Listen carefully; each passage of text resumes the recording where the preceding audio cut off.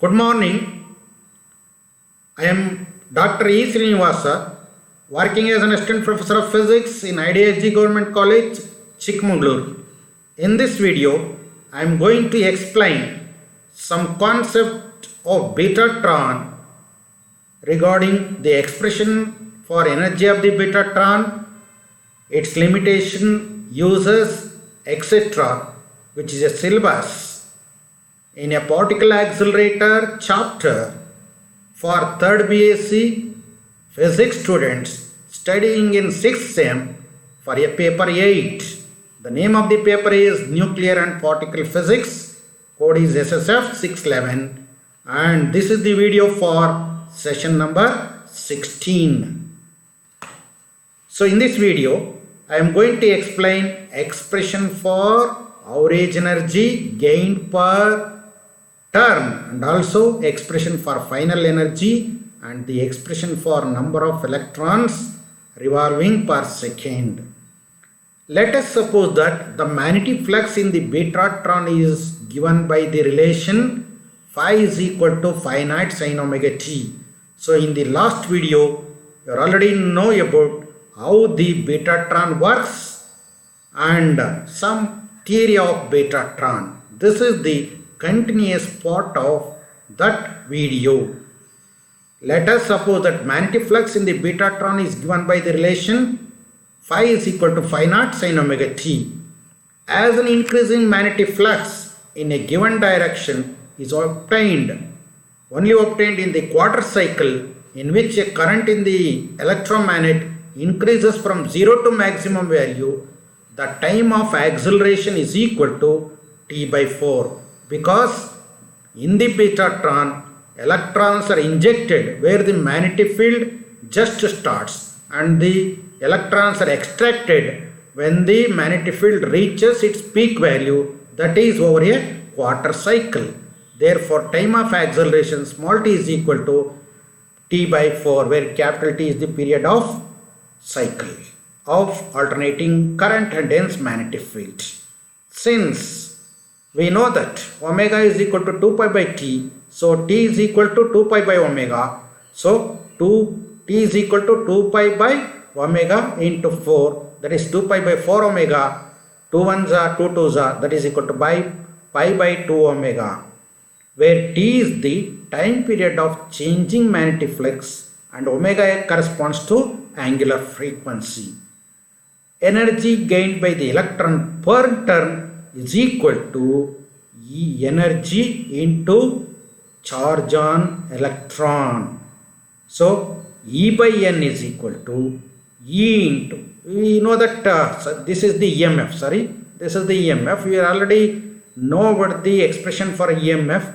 E is equal to E into d phi by dt, that is equal to E into d by dt of phi naught sin omega t, that is equal to E phi naught into d by dt of sin omega t. As this energy is gained in a time t by 4 is equal to pi by 2 omega, the average value of energy per turn is equal to E phi naught by t. So integration of 0 to pi by 2 d by dt of sin omega t is equal to E phi naught by pi by 2 omega integration of 0 to pi by 2 d by dt into sin omega t. So you have to take the average value of energy per turn over a full cycle. To calculate the average energy over a full per turn or a full cycle, we have to divide by the time period and take the integration from 0 to pi by 2, because the magnetic field over a quarter cycle. For a quarter cycle, the magnetic field increases from 0 to pi by 2. Average value of energy per turn. So after simplification, we will get 2e omega phi naught by pi. Substituting the value of phi naught is equal to 2 pi r square b. From the last video, the value of flux linked with the electron orbit. Phi naught is equal to 2 pi r square b. Substitute the value of phi naught in this equation. We get average value of energy per turn is equal to 2 EW phi naught over pi into pi naught is 2 pi r square b. Pi and pi get cancelled. 2 2s are 4 E omega into r square b. So 4 E omega r square b. That means average value of energy per turn is equal to 4 E omega r square b. This is the expression for average value of energy per turn. Expression for number of revolutions taken by the electron and final energy.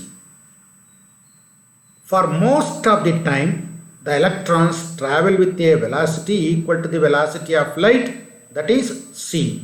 Therefore, total distance traveled during the acceleration process is equal to velocity into time. Distance traveled is equal to velocity into time.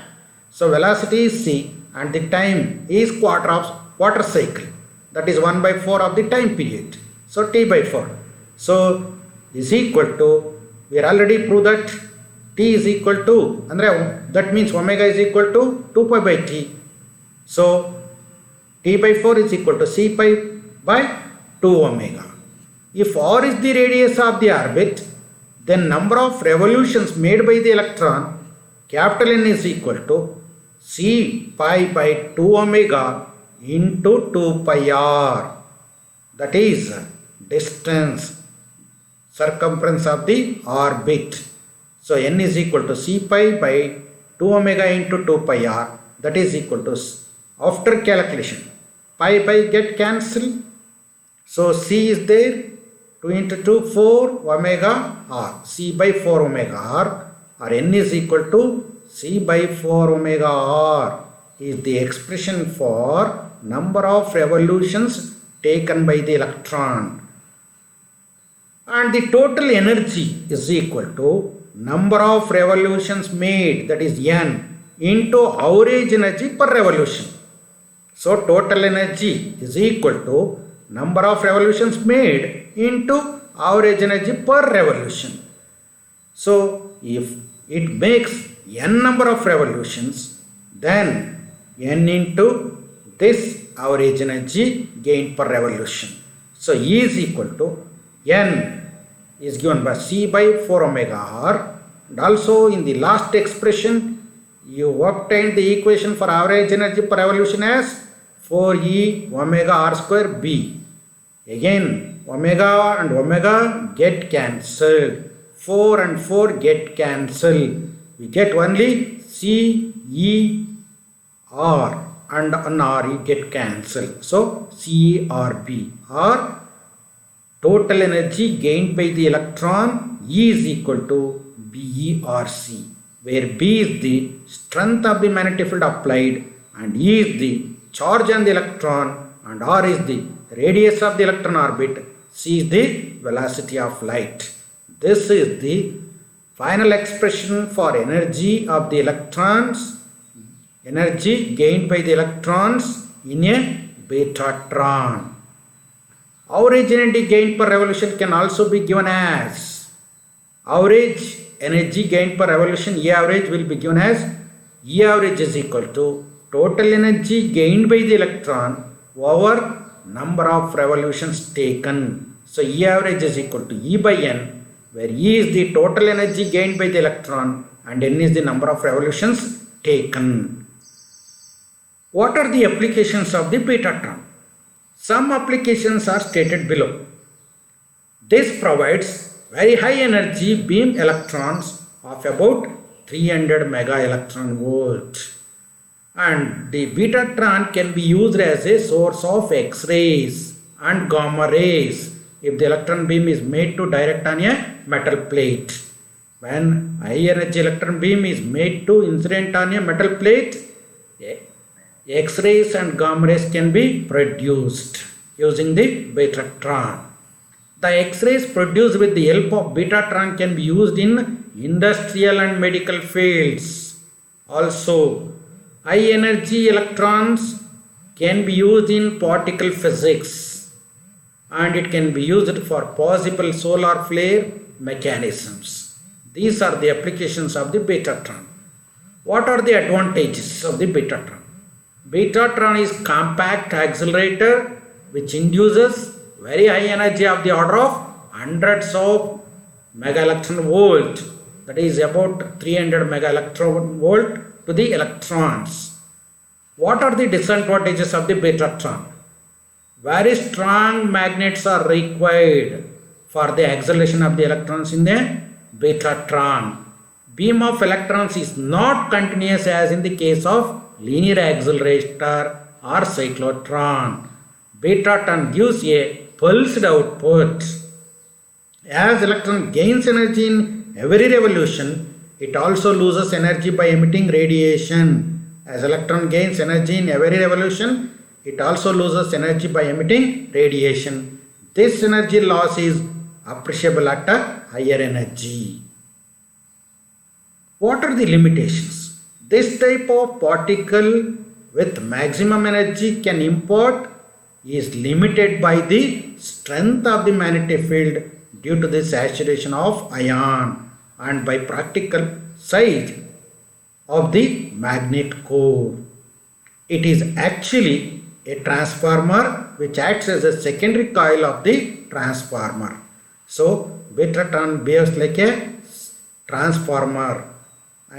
Produces a very high voltage at the secondary of the transformer like that. This accelerates the electrons in the vacuum tube around a circular path. It works under constant electric field and variable magnetic field. It works under constant electric field and variable magnetic field.